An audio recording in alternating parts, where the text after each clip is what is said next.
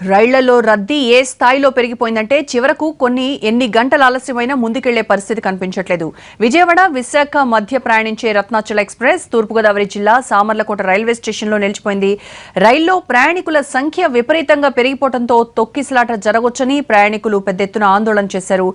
దాంతో అధికారులు రైలును నిలిపివేయాలని నిర్ణయించారు. ఇప్పటికే రత్నాచల్ 10 గంటల ఆలస్యంగా నడుస్తోంది.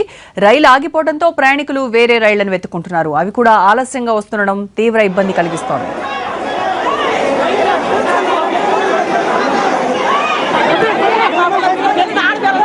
जाओ